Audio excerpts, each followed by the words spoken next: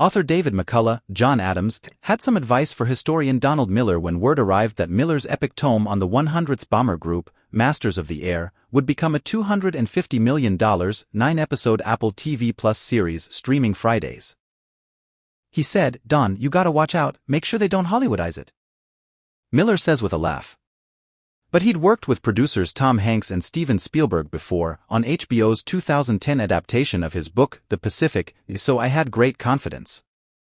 Miller's book tells the story of the young men in the bomber group that helped turn the tide in World War II with its high-risk missions over Germany.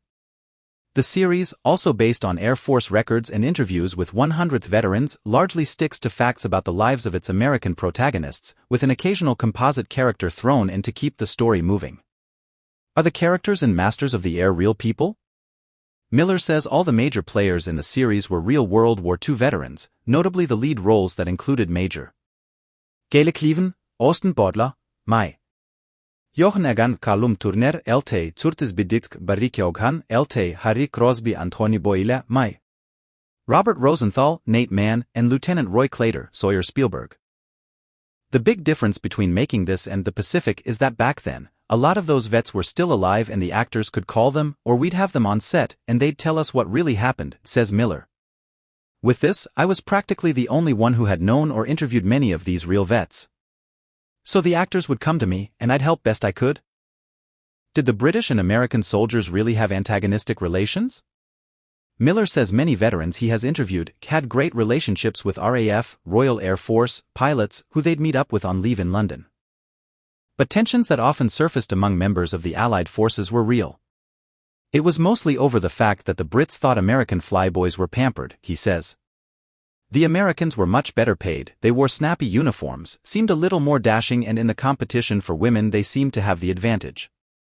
Money in the pockets, Sinatra records, the latest popular culture, foreign accents, these dashing Americans, the exoticism of it. How dangerous and deadly were those B-17 bomber missions? I don't think you'll find combat anywhere in history as intense as these air fights, says Miller. You're in an aluminum tube so thin a guy with a screwdriver could punch a hole in it.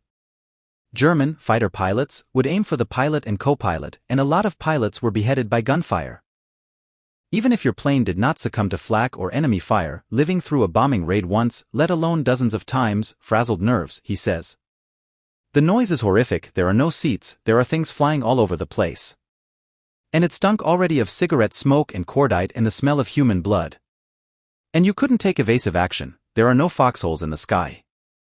Were American prisoners of war really left to their own devices in German camps?